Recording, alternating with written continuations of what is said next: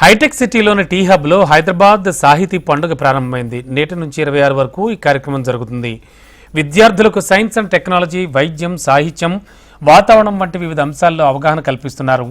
వివిధ యూనివర్సిటీలకు చెందిన విద్యార్థుల ప్రతిభకు నిదర్శనమైన ఆర్టిస్టిక్ ఎగ్జిబిషన్ సందర్శకులను ఎంతగానో ఆకట్టుకుంటోంది.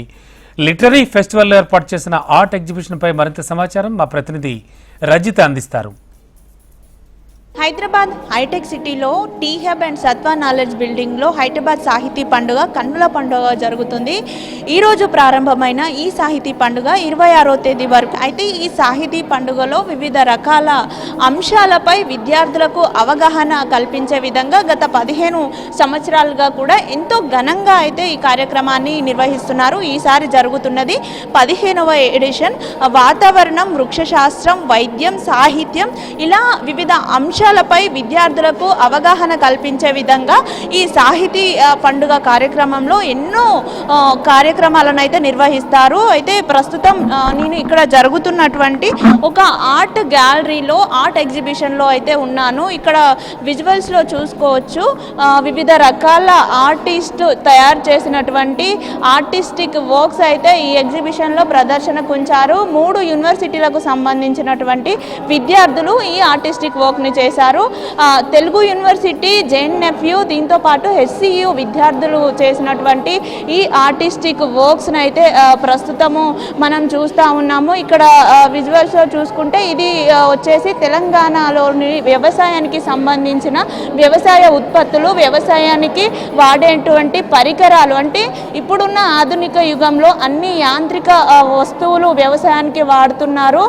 కానీ ఒకప్పుడు ఎలాంటి వస్తువులను వాడేవారు, తెలంగాణలో పండే పంటలేంటి, వాటన్నింటినీ రిప్రజెంట్ చేసే విధంగా ఈ ఆర్టిస్టిక్ వర్క్ ఉంది. ఈ ఆర్ట్ చేసినటువంటి ఆర్టిస్ట్ మనతో ఉన్నారు, వారి చేత మాట్లాడిద్దాం. మేడం చెప్పండి, ఏం రిప్రజెంట్ చేస్తుంది మీ ఆర్టిస్టిక్ వర్క్? Agriculture sector. అంటే మా పేరెంట్స్ అనేది వ్యవసాయం చేస్తూ ఉండేవాళ్ళు. నేను దాన్నే డిపిక్ట్ చేసుకొని నా వర్క్లో యూజ్ చేశాను. అంటే అప్పుడు జనరేషన్లో ఎలాంటివి యూజ్ చేసేవాళ్ళు, ఇప్పుడు జనరేషన్లో ఎంత చేంజెస్ వస్తున్నాయి, మెషిన్స్, ప్లాస్టిక్స్ ఎంత వాడుతున్నారు. అంటే జనరేషన్ మారుతున్న కొద్దీ మనం ఏం చూడలేకపోతున్నాం కదా అనేసి నేను నా వర్క్లో డిపిక్ట్ చేసుకున్నాను. అంటే నా వ్యూని, నా సరౌండింగ్స్, నేను పుట్టినప్పటి నుండి పెరిగిన దాని గురించి తీసుకొని నా వర్క్స్ని డిపిక్ట్ చేశాను నేను.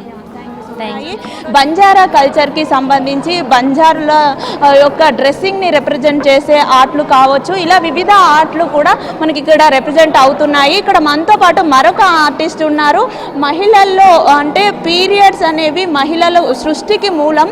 అటువంటి పీరియడ్స్ని ఇప్పుడు ఆధునిక కాలంలో కూడా వాటిని ఒక అంటులాగా చూసే పద్ధతులు అయితే ఇప్పుడు చాలా ప్రదేశాల్లో మనం చూస్తూ ఉన్నాము. ఇలాంటి దానిపైన ఒక కాన్సెప్ట్ని తీసుకొచ్చారు. మహిళలు మెన్స్ట్రువల్ సైకిల్ టైంలో వాడేటువంటి పీరియడ్స్ టైంలో వాడేటువంటి ప్యాడ్స్ని ఎందుకు దాచిపెడతారు, అది ప్రతి మహిళకు కూడా సర్వసాధారణం అనే కాన్సెప్ట్ పైన ఈ ఆర్టిస్టిక్ వర్క్ చేశారు. ఆర్టిస్ట్ మనతో ఉన్నారు, మాట్లాడిద్దాం. మేడం చెప్పండి, మీ కాన్సెప్ట్ ఏంటి? నా కాన్సెప్ట్ వచ్చేసి మెన్స్ట్రుయేషన్ పైన. నేను ఈ ప్యాడ్ని ఎందుకు ఎంచుకున్నానంటే నా మెన్స్ట్రువల్ పెయిన్ అనేది ఈ ప్యాడ్ని ఎంచుకోవడం జరిగింది. అంటే ప్రతి ఉమెన్ పడుతుంది. నేను శక్తి సింబల్స్ని యూజ్ చేయడం, లజ్జా గౌరి గురించి తెలుసుకోవడం, అంతేకాకుండా పీరియడ్స్ ఎలా వస్తాయి ఏంటి అనేది తెలుసుకోవడం, అసలు ప్యాడ్స్ ఎందుకు దాచిపెడతారు అనేది అదొక క్వశ్చన్. బయటకు వెళ్ళినా కానీ ప్యాడ్స్ ఎందుకు ర్యాప్ చేసి ఇస్తారు, అది ఇంకా వాడని వస్తువుని మనం ముందే అంటారా అని దాని లెక్క చూడడం, దాన్ని ముట్టుకోకుండా ఉండడం. మన ఇంట్లో కూడా మనం పీరియడ్స్ అనగానే ఏదో విధంగా చూస్తారు, దూరం పెడతారు.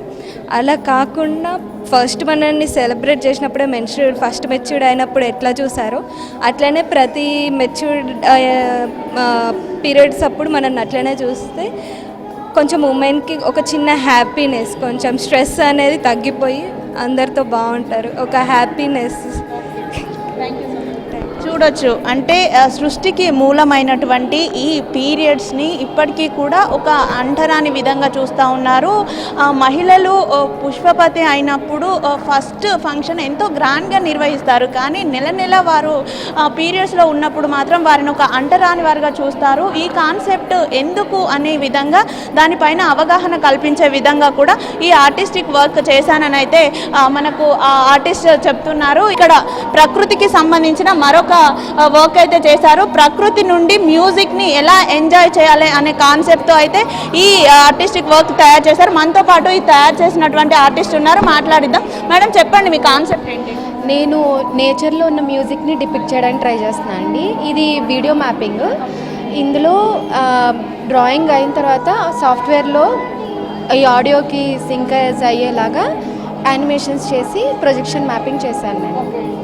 అది ఇందులో ఆడియోలో వచ్చే వాయిస్ మా పాపది, తబలా అండ్ కీబోర్డ్ మా బాబుది.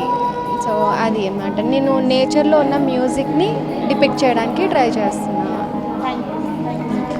చూశారు కదా, ఈ ఆర్ట్ గ్యాలరీ మొత్తం కూడా ఎంతోమంది ఆర్టిస్టుల నైపుణ్యానికి నిదర్శనంగా అయితే ఉన్నాయి. ఇక మొత్తంగా చూసుకుంటే ఈ సాహిత్య పండుగలో వివిధ రకాల కార్యక్రమాలు, మొత్తంగా ఈ సాహిత్య పండుగ విద్యార్థుల్లో వివిధ అంశాలపై అవగాహన కలిగించడానికి ఎంతగానో దోహదపడుతుంది. వీడియో జర్నలిస్ట్ గోవర్ధన్తో రజిత, HM టీవీ, హైదరాబాద్.